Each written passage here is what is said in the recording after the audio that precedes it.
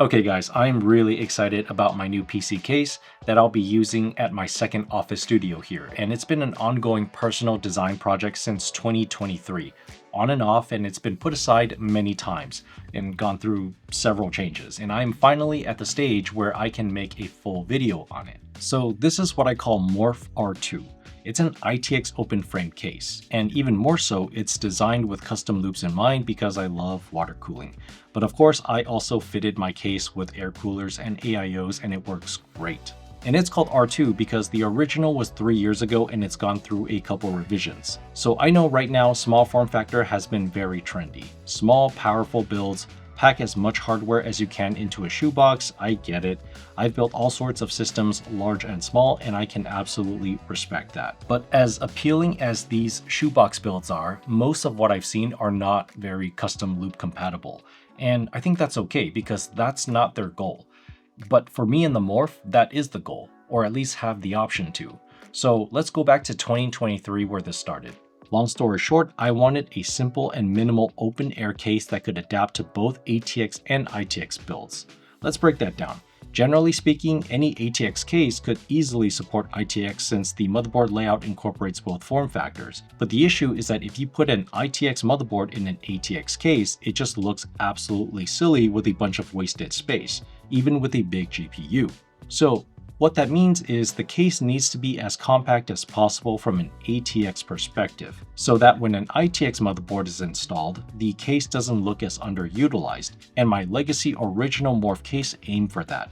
The outer frame had two swappable motherboard trays, one for ATX and the other for ITX. Secondly, the Morph case also had a sliding core where it adapted to different size graphics cards because everyone will have different hardware. I designed the length clearance for the range of a small 3060 all the way up to the largest 4090 at the time. And that's why I called the case Morph, because it adapted to the hardware. And I ended up selling a small batch of 25 units to some people who liked the idea, which I'm super grateful for. Because in the grand scheme of things, it's really nothing. It's small, but it was big to me. And not only did it give me the motivation to continue designing, learn a new skill, and try new ideas, but it set the foundation for R2.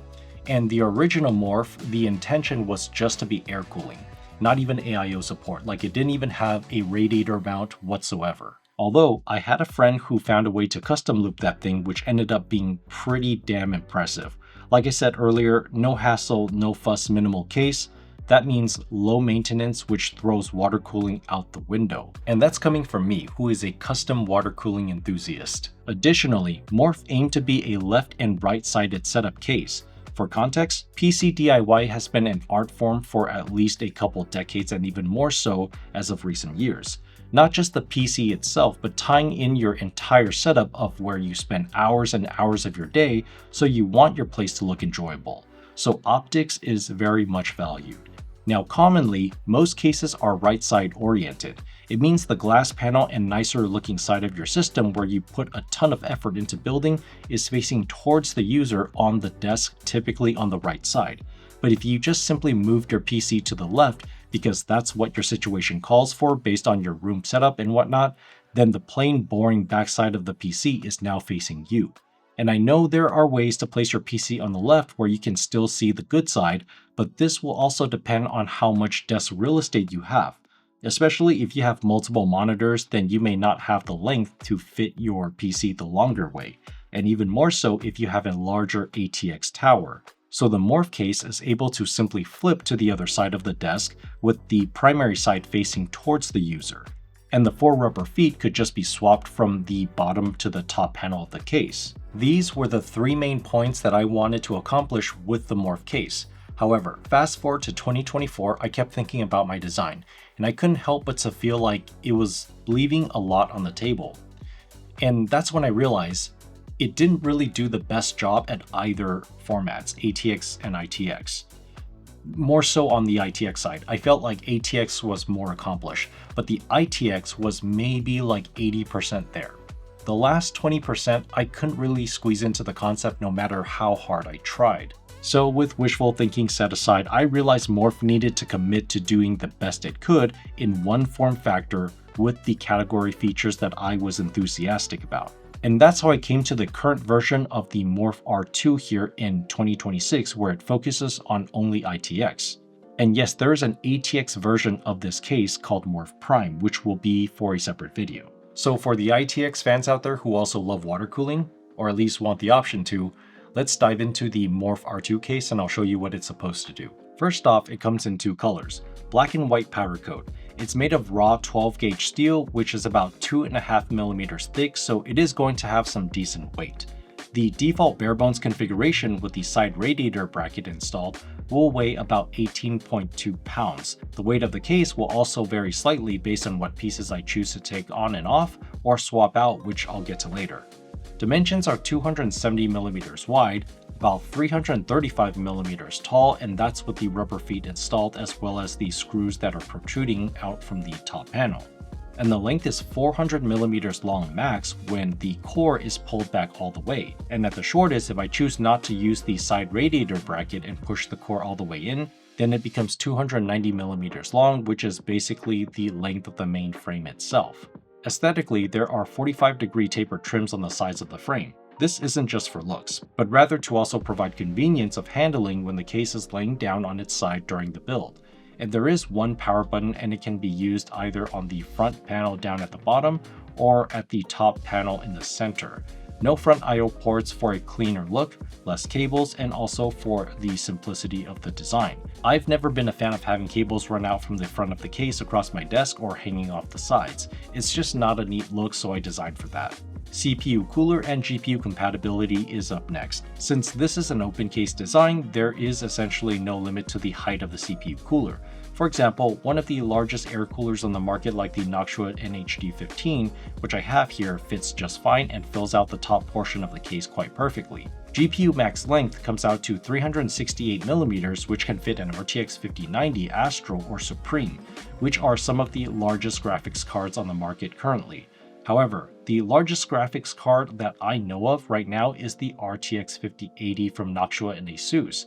This big boy unfortunately does not fit in my ITX Morph case. I will say the whole designing process had pretty much already been done and solidified before the Nexus 5080 GPU was announced. Otherwise, I would have accommodated this card, but I was actually pretty happy with it.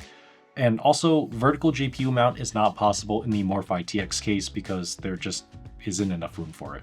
The height clearance on the GPU is about 100 millimeters, which is more than 4 slots, and I think that basically clears every GPU that would fit in this case on that axis at least. That's assuming I keep this configuration the way it is with the bottom tray cover, which also functions as an SSD holder, which I'm about to talk about right now.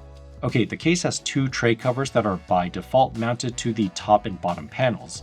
These covers serve two functions. First is optics. It covers up any sort of cable runs I might have going across the top or bottom of the case. Second is on the inside.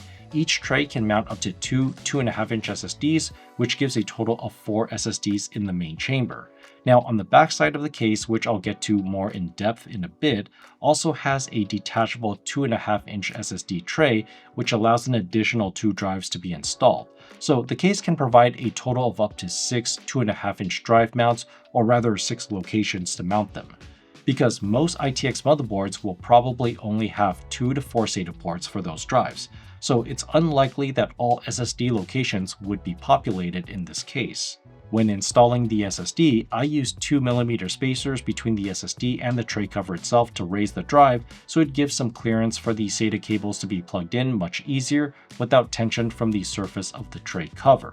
Now you might be asking, what about 3.5-inch hard drives? Well, in my design, I intentionally chose not to include that because right now in 2026, storage technology is getting better, faster at larger capacities, and more affordable in smaller form factors. So basically, 2.5-inch drives are the largest physical storage devices I'm allowing to be mounted in my case. And I even took polls and feedback. Not only are less people using internally installed hard drives, but they are also choosing not to use hard drives, period, because of how slow it is.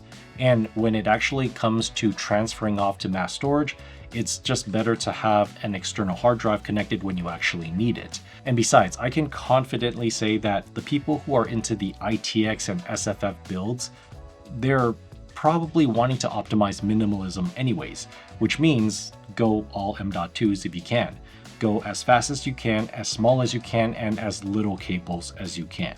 On the backside of the motherboard tray is where the PSU bracket is mounted, and I chose to make this case only be compatible with SFX and SFX-L power supplies to keep things compact where I could. And as you can see, the PSU cable runs would be quite short, and I also have cutouts on the motherboard tray for cables to pass through, such as the 24-pin, the PS, and the PCIe.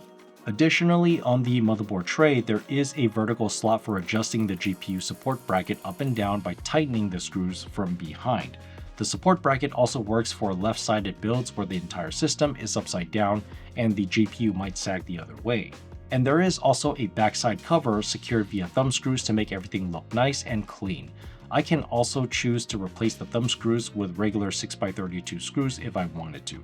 The next topic is going to be fans and radiator support.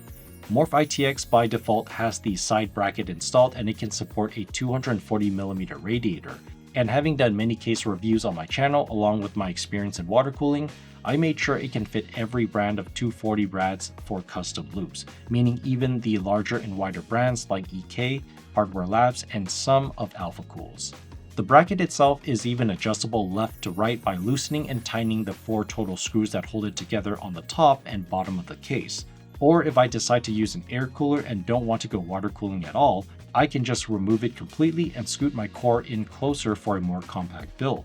As for the depth and clearance of the side radiator mount, there's about 90mm of play for the stack. So something like an EK X240M, which comes in at 54mm, plus standard fans of 25mm would still work fine.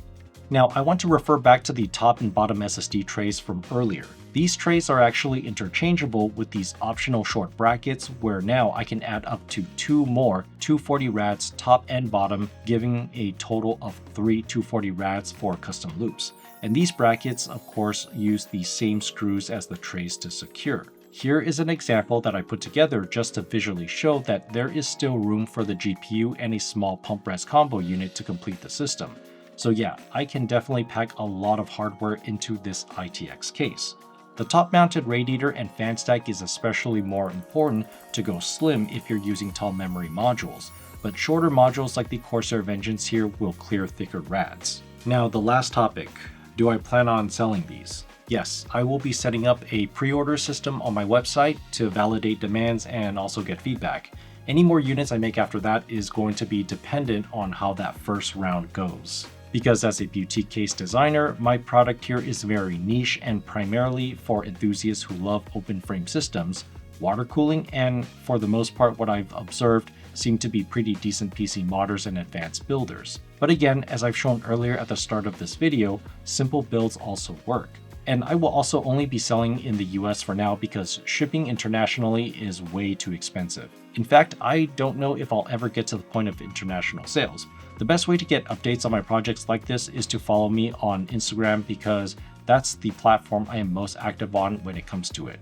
As for my final build on this case, I'm saving that for a future video because the part that I want doesn't exist right now. Nobody makes a white or silver water block for the 5090 Founders Edition, and that's why I have to get this Vector 3 from EK powder coated or anodized, at least on this backplate, before I can start on my build.